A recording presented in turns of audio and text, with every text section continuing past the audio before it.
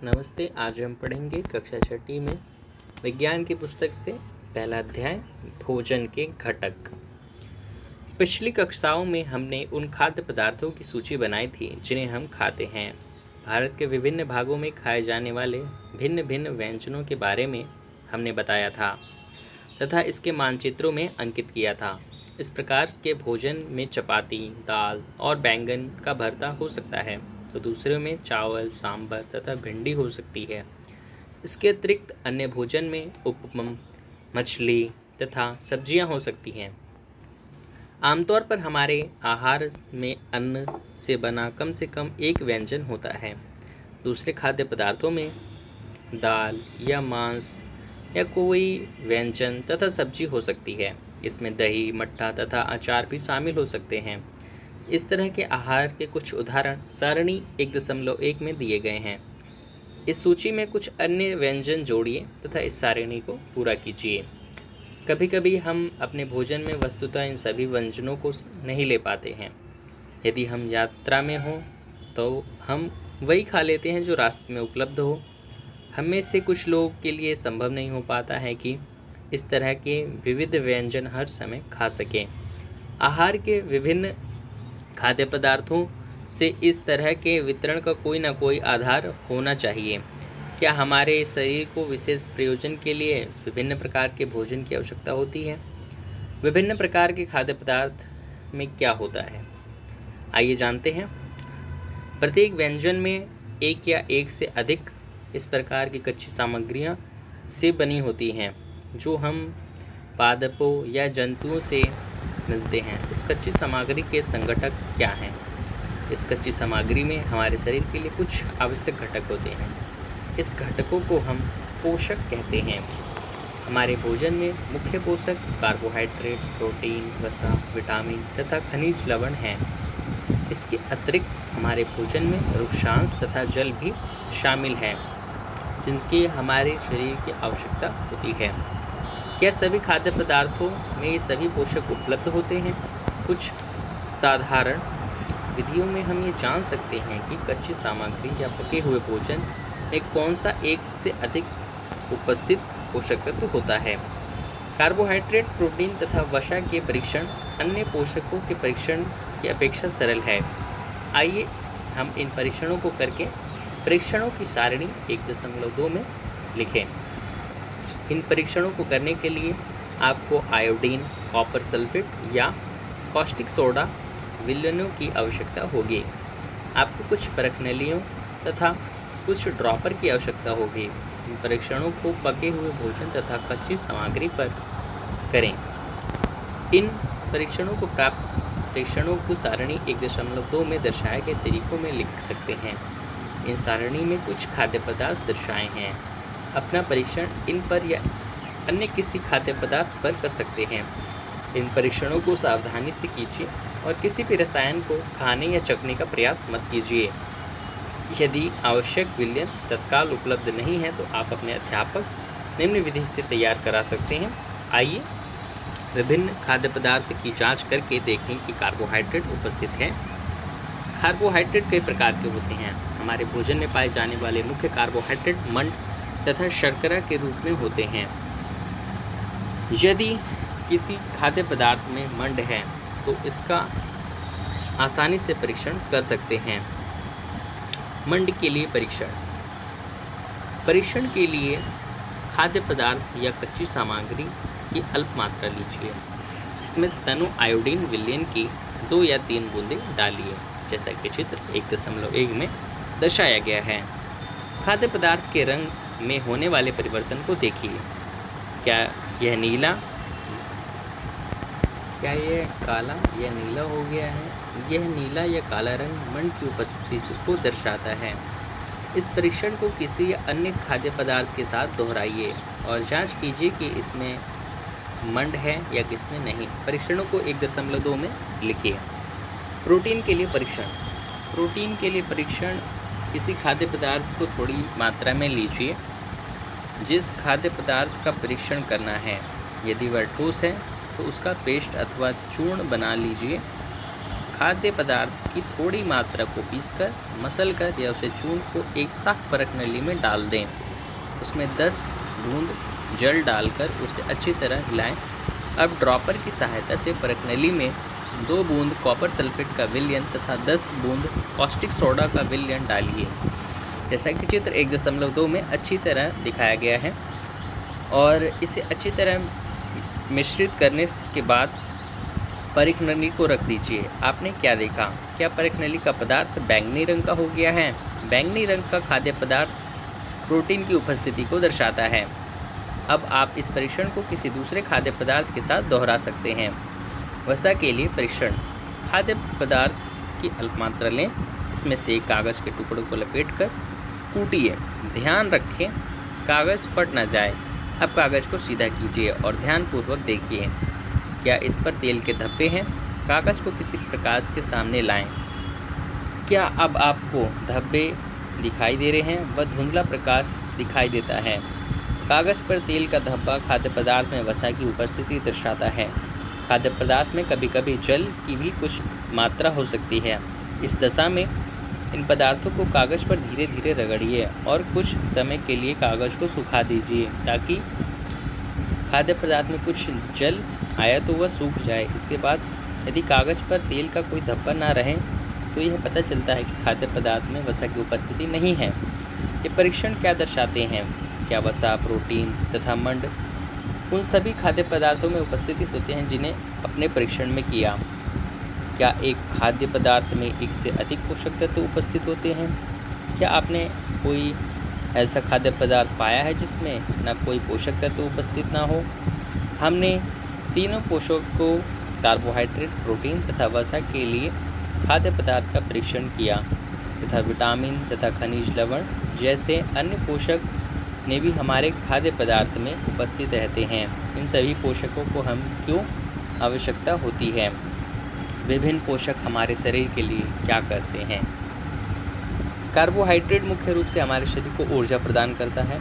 वसा में भी ऊर्जा होती है। वास्तविकता यह है कि कार्बोहाइड्रेट की तुलना में वसा में समान मात्रा में अत्यधिक ऊर्जा प्राप्त होती है।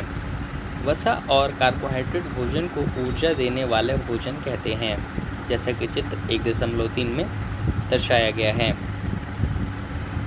प्रोटीन की आवश्यकता शरीर की वृद्धि तथा स्वस्थ रहने के लिए होती है। प्रोटीन युक्त भोजन को प्राय शरीर वर्धक भोजन कहते हैं, जैसा कि चित्र 1.5 में दर्शाया गया है। विटामिन रोगों से हमारे शरीर की रक्षा करते हैं। विटामिन हमारी आँख, अस्थियाँ, दांत और मसूड़ों को स्वस्थ रखने की भी सहायता करते हैं। विटामिन कई प्रकार के हो सकते हैं जिन्हें अलग अलग नामों से जाना जाता है। इनमें से कुछ vitamin A, vitamin B, vitamin C, vitamin D, vitamin E तथा विटामिन के नाम से जाना जाता है। विटामिनों की एक समूह को विटामिन बी कॉम्प्लेक्स कहते हैं। हमारे शरीर को सभी प्रकार के विटामिनों की अल्प मात्रा की आवश्यकता होती है। विटामिन ए हमारी त्वचा तथा आँख को स्वस्थ रखते हैं। विटामिन सी बहुत से रोगों को लड़ने में हमारी मदद करता है। विटामिन डी हमारे अस्थियों और दांतों के लिए कैल्शियम का उपयोग करने में हमारे शरीर की सहायता करता है। विभिन्न विटामिनों से भरपूर भोजन चित्र 1.6 में और 1.9 में दर्शाए गए हैं। हमारे शरीर को खनिज लवणों की आवश्यकता अल्प मात्रा में होती है। शरीर के उचित विकास तथा अच्छे स्वास्थ्य के लिए प्रत्येक खनिज लवण आवश्यक है। विभिन्न खनिज लवणों के कुछ स्रोतों को चित्र 1.10 में दर्शाया गया है। अधिकांश खाद्य पदार्थ में एक से अधिक पोषक होते हैं।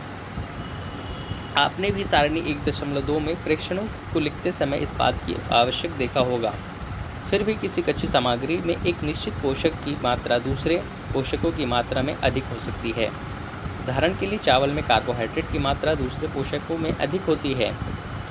इस आधार पर हम कह सकते हैं कि चावल कार्बोहाइड्रेट समृद्ध भोजन है। इन पोषकों के अलावा हमारे शरीर को आहारी रेशों तथा जल की भी आवश्यकता होती है। आहारी रेशे रुक्षांश के नाम से जाने जाते हैं। हमारे खाने में रुक्षांश की पूर्ति मुख्यतः पादप उत्पादों से होती है। रुक्षांश के मुख्य स्रोत हैं साबुत खाद्यान्न जैसे दाल, आलू, ताजे फल और सब्जियां। रुक्षांश हमारे शरीर को कोई पोषक प्रदान नहीं करते। फिर भी ये हमारे भोजन के आवश्यक अवयव हैं और इसका आयतन बढ़ा देते हैं। टुक्षांश बिना पचे भोजन को बाहर निकालने में हमारे शरीर की सहायता करते हैं। जल भोजन में उपस्थित पोषकों को अवशोषित करने से हमारे शरीर में सहायता करते हैं। यह कुछ अपशिष्ट पदार्थों जैसे कि मूत्र तथा पसीने को शरीर से बाहर निकालने में सहायता करते हैं। सामान्यतः हमारे शरीर को जितने जल की आवश्यकता होती है वह हमें उस वस्तुओं से प्राप्त होते हैं जिसमें हम द्रव के रूप में लेते हैं, जैसे कि जल, दूध तथा चाय आदि। इसके अतिरिक्त हमें जो भी भोजन पकाते हैं उसमें पानी का प्रयोग किया जाता है। आइए देखें कि क्या कोई अन्य स्रोत से हमारे शरीर को जल प्रदान होता है। एक टमाटर अथवा नींबू जैसा कोई भी फल लें, इसे छोटे छोटे हिस्सों में काट लें। क्या ऐसा करते समय आपके हाथ गीले होते हैं? जब भी आपके घर में किसी फल या सब्जी को काटा या छीला मसला जाता है तो उसे ध्यानपूर्वक निरीक्षण करें। क्या ऐसा करते समय आपको किसी ऐसे ताज़े फल या सब्जी के बारे में पता चलता है जिसमें पानी की मात्रा नहीं होती? हम देखते हैं कि कई खाद्य पदार्थों में जल होता है। कुछ सीमा तक हमारे शरीर में इसकी आवश्यक जल की पूर्ति इसी जल से होती है। इसके अतिरिक्त कई खाद्य पदार्थों को पकाते समय उसमें जल डालते हैं। संतुलित आहार सामान्यतः पूरे दिन में कुछ न कुछ हम खाते हैं, उसे आहार कहते हैं। हमारे शरीर की वृद्धि और अच्छे स्वास्थ्य को बनाए रखने के लिए हमारे आहार में वह सभी पोषक तत्व उचित मात्रा में चाहिए जिसकी हमारे शरीर को आवश्यकता है। कोई भी पोषक तत्व ना आवश्यकता से अधिक हो और ना ही कम। हमारे आहार में पर्याप्त मात्रा में रुक्षांश तथा जल भी होना चाहिए। इस प्रकार से आहार को संतुलित आहार कहते हैं। क्या आप सोचते हैं कि प्रत्येक आयु वर्ग के लोगों को एक ही प्रकार का आहार की आवश्यकता है? क्या आप ये सोचते हैं कि हमारा संतुलित आहार हमारे शारीरिक कार्य पर निर्भर करता है? एक सप्ताह की अवधि में आप जो भी खाते हैं उसका एक चार्ट तैयार कीजिए। जांच कीजिए कि प्रतिदिन जो भोजन आप करते हैं क्या उसमें सभी पोषक तत्व उपस्थित हैं। दालें, मूंगफली, सोयाबीन, अंकुरित बीज, मूंग व चना, किण्वन भोजन, दक्षिण भारत में भोजन जैसे इडली, आटे का मिश्रण, मिस्सी रोटी, थेपला, अनाज व दालों से बना केला, पालक, सत्तू, गुड़ उपलब्ध सब्जियां, इसी प्रकार के अन्य भोजन कई पोषक उपलब्ध कराते हैं। इसलिए कोई व्यक्ति अल्प व्यय में भी संतुलित आहार खा सकता है। उचित प्रकार का भोजन करना ही पर्याप्त नहीं, इसे उचित तरीके से पकाना भी आना चाहिए, इससे पोषक तत्व नष्ट ना हो। क्या आप जानते हैं कि पकाते समय कुछ पोषक नष्ट हो जाते हैं? छिलका उतारकर यदि सब्जी और फलों को धोया ना जाता हो तो ये संभवतः कुछ विटामिन नष्ट हो जाएं। सब्जियां और फलों की त्वचा में कई महत्वपूर्ण विटामिन तथा खनिज लवण होते हैं। चावल और दालों को बार बार धोने से उसमें उपस्थित विटामिन के कुछ खनिज लवण अलग हो सकते हैं। हम सभी जानते हैं कि भोजन पकाने से स्वाद बढ़ता है तथा इसे पचाने में आसानी होती है। इसके अलावा साथ साथ पकाने में कुछ पोषक तत्वों की भी हानि हो सकती है। यदि भोजन पकाने में अत्यधिक जल का उपयोग किया जाता है और फिर बाद में उसे फेंक दिया जाता है तो कोई लाभदायक प्रोटीन तथा खनिज लवण की हानि हो जाती है। भोजन को पकाने में विटामिन सी आसानी से गर्मी से नष्ट हो जाता है। क्या यह उचित नहीं होगा कि जब अपने आहार में फल और कच्ची सब्जियों को सम्मिलित करें? बूझों ने सोचा कि हर समय वसायुक्त खाना खाने से सर्वोत्तम ऊर्जा मिलती है। एक कटोरी कार्बोहाइड्रेट भोजन की अपेक्षा में एक कटोरी वसायुक्त भोजन अधिक ऊर्जा देगा। क्या ऐसा नहीं होता? अतः उसने तली हुई चीज़ें जैसे समोसा, पूरी, मलाई, रबड़ी, पेड़ा आदि प्रचुर वसायुक्त भोजन ही खाया और इसके अलावा कुछ नहीं खाया। क्या आप सोचते हैं कि वह ठीक था? निसंदेह नहीं। इतना अधिक वसायुक्त भोजन खाना हमारे लिए बहुत हानिकारक हो सकता है। हमारे भोजन में वसा की मात्रा अत्यधिक मोटापे का कारण बनती है।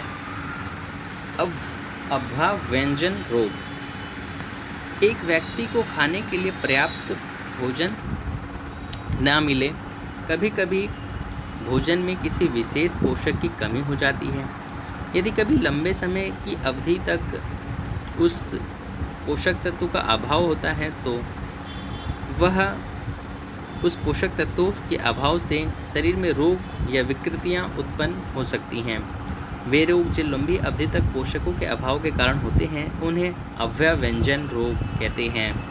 यदि कोई व्यक्ति अपने भोजन में पर्याप्त प्रोटीन नहीं ले रहा तो उसे कुछ रोग हो सकते हैं, जैसे उसकी वृद्धि रुक जाती है, चेहरे पर सूजन, बालों के रंग का उड़ना, त्वचा की बीमारियां और पेचिश इत्यादि।